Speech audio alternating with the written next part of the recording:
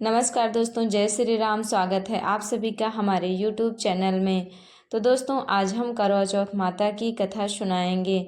आप लोग ध्यानपूर्वक सुनिएगा। तो चलिए शुरू करते हैं वीडियो को। बिना देरी करते हुए आप लोगों को कथा सुनाते हैं। वीडियो शुरू करें उसके पहले हमारे चैनल को लाइक और सब्सक्राइब जरूर कर लेना।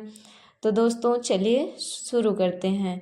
करवा चौथ के दिन शाम को शुभ मुहूर्त में कथा सुनकर और मिट्टी के करवे में सीक डालकर चंद्रमा का अर्घ्य दिया जाता है। इस व्रत में साहूकार के 7 बेटों और बेटी की कथा सुनी जाती है।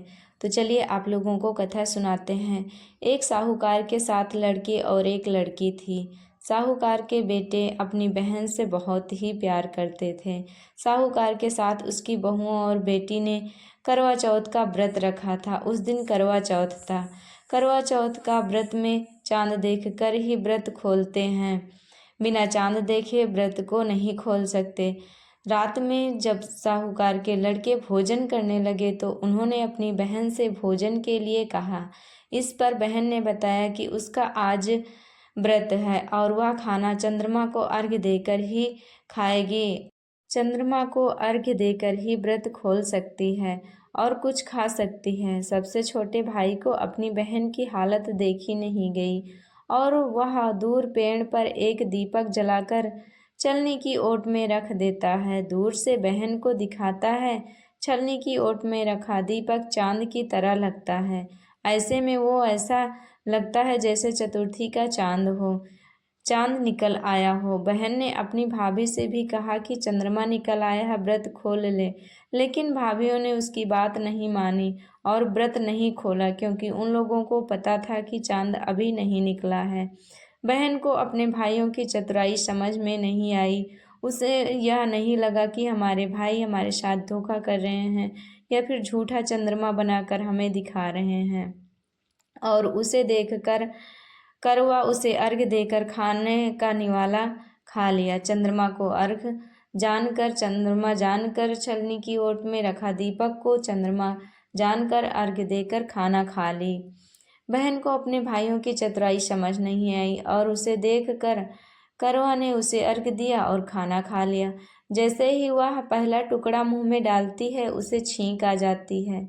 दूसरा टुकड़ा डालती है तो उसमें बाल निकल आता है और तीसरा टुकड़ा मुंह में डालती है तभी उसके पति की मृत्यु का समाचार उसे मिलता है। वह बेहद दुखी हो जाती है। उसकी भाभी सच्चाई बताती है कि उसके साथ ऐसा क्यों हुआ। व्रत गलत तरीके से टूटने के कारण माता उससे नाराज हो गई, अर्थात करवा माता उससे बहुत ही क्रोधित हो गई। इस पर वह निश्चय करती है कि वह अपने पति का अंतिम संस्कार ही नहीं करेगी और अपने सतीत्व से उन्हें पुनर्जीवन दिलाकर रहेगी। शोकातुर होकर वह अपने पति के शव को लेकर 1 वर्ष तक बैठी रही और उसके ऊपर उगने वाली घास को इकट्ठा करती रही। उसने पूरे साल की चतुर्थी को व्रत किया और अगले साल कार्तिक कृष्ण चतुर्थी फिर से आने पर उसने पूरे विधि विधान से करवा चौथ माता का व्रत किया। शाम को सुहागिनों से अनुरोध करती है कि यम सुई ले लो, पिए सुई दे दो, मुझे भी अपनी जैसी सुहागन बना दो। जिसके फलस्वरूप करवा माता और गणेश जी के आशीर्वाद से उसका पति पुनः जीवित हो गया।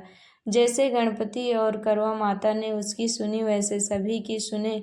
सभी का सुहाग अमर रहे। माता करवा का आशीर्वाद सभी पर बना रहे। हे माता करवा, जैसे आपने उसका सुहाग वापस कर दिया वैसे सबके सुहाग को बनाए रखना। जय माता दी।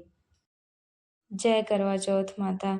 तो दोस्तों, कैसे लगी हमारी करवा चौथ माता व्रत की कथा, आप लोग कमेंट बॉक्स में ज़रूर बताना।